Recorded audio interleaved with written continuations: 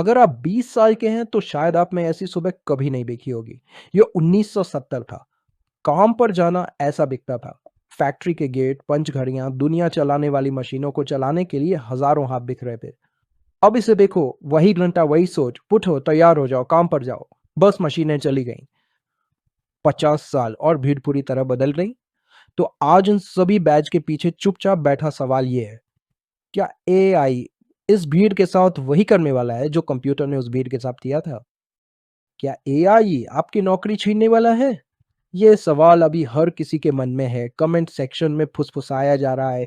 Team lunch पर इस पर बहस हो रही है। हर इंजीनियर के काम करते समय उनके दिमाग में चुपचाप बैठा रहता है।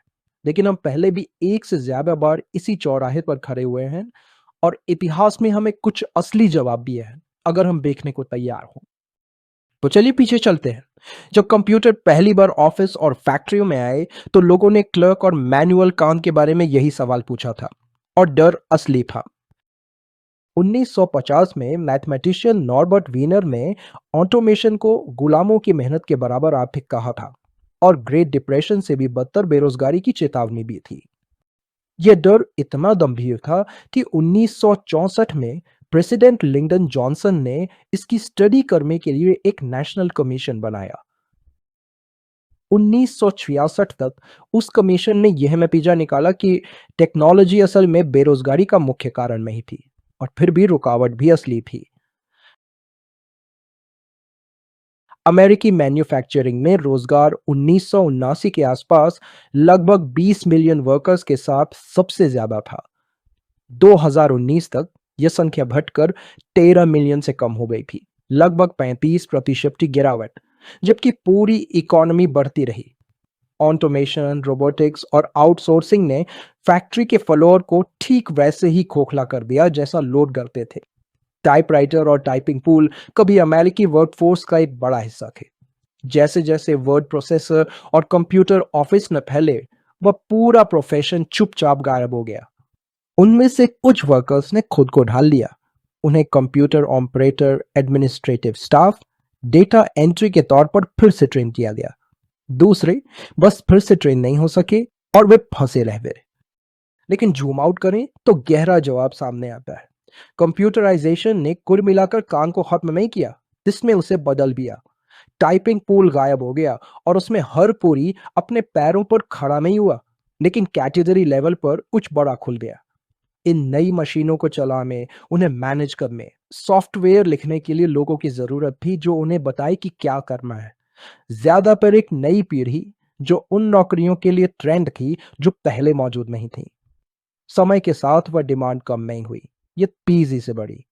Banking, robotics, logistics, health care, ये सब अब सॉफ्टवेयर पर चलता है जो चुपचाप पर्दे के पीछे काम कर रहा है। और उस जरूरत से एक पूरी तरह से नई प्रोफेशनल क्लास पैदा हुई, आईटी प्रोफेशनल, डेवलपर। वह इंजीनियर जो उन सिस्टम को बनाता और मेंटेन करता है जिन पर बाकी सब कुछ निर्भर करता है। तो हमारे सवाल का पहला जवाब यह है, हाँ, खास नौकरियां गायब हो जाती हैं और हर कोई जो हटा है उसे अपनी जगह में मिलती। लेकिन इकोनॉमी के लेवल पर काम की नई बड़ी कैटेगरी सामने आती है, और इस मामले में वह नई कैटेगरी एक पूरी इंडस्ट्री थी जो पहले मौजूद नहीं थी। वही इंडस्ट्री जिसके बारे में हम अभी पूछ रहे हैं। अब उसी पैटर्न को आज के डर के सामने सीधे टेस्ट करते हैं। जैसे कंप्यूटराइजेशन से फैक्ट्री कम मैनुअल हाथों से ज्यादा बेहतर और तेजी से प्रोडक्शन कर पाती है, एआई भी सॉफ्टवेयर के साथ ठीक वैसा ही कर रहा है। 2020 में एक वर्किंग प्रोडक्ट बनाने में आमतौर पर 5 से 8 लोगों की टीम को 6 से 12 महीने लगते थे। आज एआई टूल्स वाला एक सोलो फाउंडर उसी तरह का असली पेइंग कस्टमर प्रोडक्ट कुछ हफ्तों में शिप कर सकता है। इंडस्ट्री एनालिस्ट अब कहते हैं कि ज्यादातर सॉफ्टवेयर के लिए जरूरी इंजीनियरिंग टीम का साइज 5 से 10 गुना कम हो गया है। गार्टनर का अनुमान है कि इस साल के आखिर तक सिर्फ 4 या 5 लोगों की छोटी टीमें ऐसे कॉम्प्लेक्स एप्लीकेशन बना रही होंगी जिनके लिए पहले दर्जनों इंजीनियरों की जरूरत होती थी। और कुछ ही सालों में ज्यादातर बड़े इंजीनियरिंग ऑर्गेनाइजेशन छोटी एआई ऑगमेंटेड टीमों में सिमट जाएंगे। और ये सिर्फ सॉफ्टवेयर में ही नहीं हो रहा है। दशकों तक एक शानदार आइडिया का कोई मतलब नहीं था जब तक उसे एग्जीक्यूट करने के लिए रिसोर्स ना हो। टीम, बजट, स्पेशलाइज्ड स्टूडियो, सालों की टेक्निकल ट्रेनिंग, आइडिया और एग्जीक्यूशन एक साथ जुड़े हुए थे। और सिर्फ वही लोग कुछ कर सकते थे जिनके पास उस मशीनरी का एक्सेस था। एआई उस लॉक को तोड़ रहा है, और सिर्फ इंजीनियरों के लिए नहीं, बिना क्रू या बजट वाला एक फिल्म मेकर अब कुछ ऐसा बना सकता है जिसके लिए पहले एक पूरे प्रोडक्शन हाउस की जरूरत होती थी। बिना रिसर्च टीम वाला एक वकील अब केस लॉ और डॉक्यूमेंटेशन के पहाड़ों को खंगाल सकता है जिसके लिए पहले कुछ साथियों की जरूरत होती थी। एक अकेला फाउंडर अब वह बना सकता है जिसके लिए पहले एक पूरे डिपार्टमेंट की जरूरत होती थी। ये वही पैटर्न है जिससे हमने शुरुआत की थी, लेकिन यह सॉफ्टवेयर से भी बड़ा है। एआई सिर्फ ये नहीं बदल रहा है कि कोड कैसे लिखा जाता है, ये एक आइडिया होने और उस पर काम करने के तरीकों के बीच के अंतर को कम कर रहा है, हर उस फील्ड में जहां ये काम करता है। तो पैटर्न बिल्कुल वही दोहरा रहा है, लेकिन इस बार हाथ ऑटोमेटेड नहीं हो रहे, ये दिमाग है।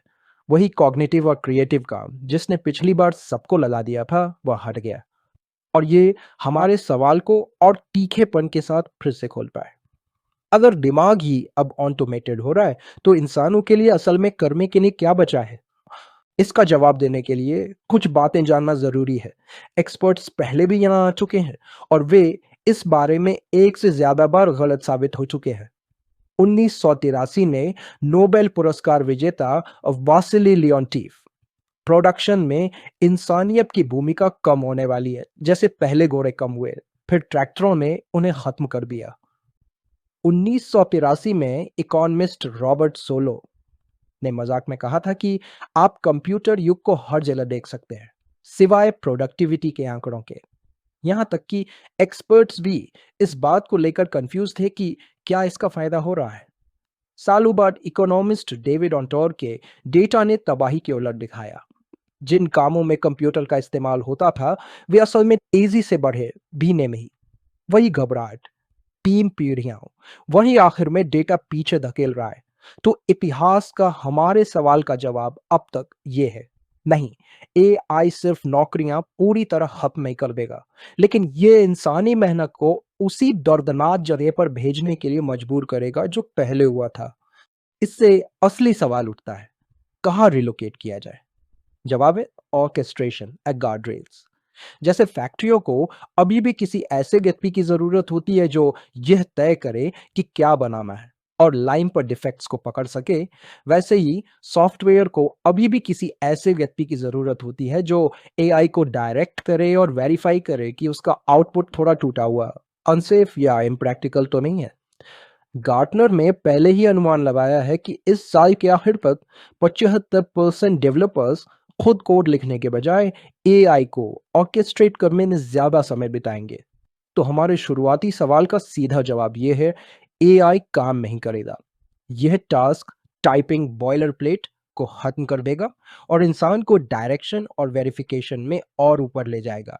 लेकिन यहाँ एक दिक्कत है, और यही वो हिस्सा है जो किसी भी नए इंसान के लिए सबसे ज्यादा मायने रखता है।